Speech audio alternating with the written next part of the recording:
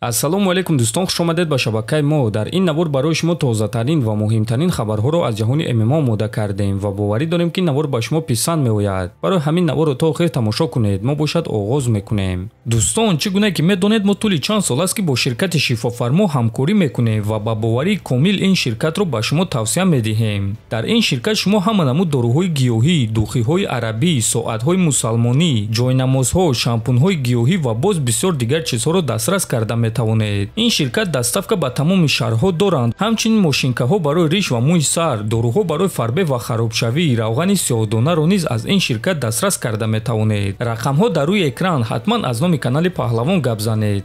дӯстон, чӣ гуна ки аллакай ба ҳамагон маълум аст, дар амрико дар Лос-Анҷелес ҷангалҳо сӯхта истоданд ва сӯхтори калон сар задааст. Ва бояд гуфт ки дар Лос-Анҷелес дар шаҳри Инглвуд рӯзи 19 январ бояд ки турнири UFC 311 баргузор гардад, ки дар он реванш байни Ислам Махачев ва Арман сарукан мешавад. ҳамчунин дар ин турнир ҷангвари тоҷик Муин Ғафуров баромад мекунад. Ва дӯстон, турнири UFC 311 дар хатар қарор дорад, ки ӯро метавонанд ё барҳам диҳанд ё ин ки ба дигар ҷо кучонанд. Айни замон намояндагони UFC дар ин бора ягон чиз гуфтагӣ нестанд, аммо ин сӯхтори калон 20 километр аз майдоне ки UFC 311 бояд гузарад рух додааст. албатта ки ин масофаи бехатар аст, лекин бояд қайд кард ки ҳатто дар чунин масофа сифати ҳаво аз ҳисоби дуд бад шуда метавонад ва нафаскашӣ душвор мешавад. Агар ки як ҳафтаи оянда сӯхторҳоро хомӯш карда натавонанд, пас шояд ки UFC 311-ро ба дигар макон ва саҳна кучонанд. барои ҳамин дӯстон, интизори хабарҳо мешавем ва мебинем ки чӣ гап мешавад, лекин умедвор мешавем ки ҳамааш хуб мешавад ва турнири UFC 311 рӯзи 19 январ баргузор мегардад.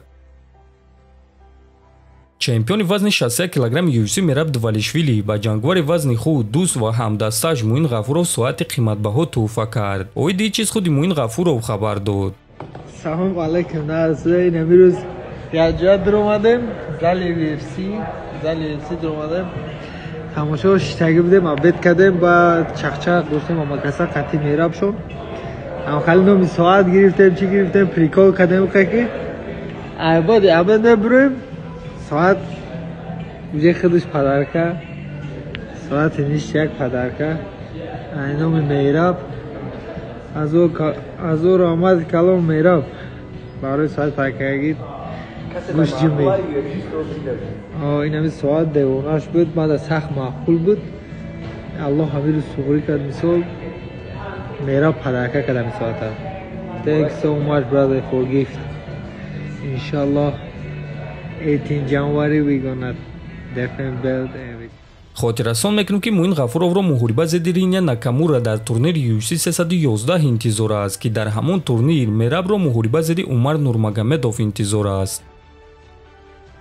шаби гузашта роҳбари UFC Дана Вайт карди пурраи турнири UFC Fight Night-ро нишон дод, ки ҳозир дар рӯи экранҳои худ дида истодаед ва чӣ гуна ки мебинед муҳорибаи Нурулло Алиев зидди Ҷо Солеки аввалин муҳорибаи ин турнир хоҳад шуд. Турнир аллакай шаби 11 ба 12 январ баргузор мегардад ва дар навори баъдӣ мо ҳамаи маълумотро ба шумо мерасонем, ки дар куҷо ва соати чанд ин турнирро тамошо карда мешавад. ва дӯстон, бояд гуфт ки бозгашти Нурулло Алиевро бисёриҳо интизоранд ва ӯро чемпиони UFC Билол Муҳаммад дастгирӣ кард. ҳамчунин Муҳаммад Мокаев, Лоиқ Раҷабов ва Муҳаммад Наимов навишт ки Нурулло Алиев вақти дурахшидан омадааст. хотиррасон мекунем ки Нурулло баъди 2 сол ба октагон бармегардад ва ин дуюм муҳорибаи ӯ дар ташкилоти UFC хоҳад шуд. дар ҳамин ҷо дӯстон, навори мо ба анҷом мерасад. фикру ақидаҳотонро нависед, ҳатман дар YouTube канали мо обуна шавед. то боздид, хонободу сарбаланд бошед.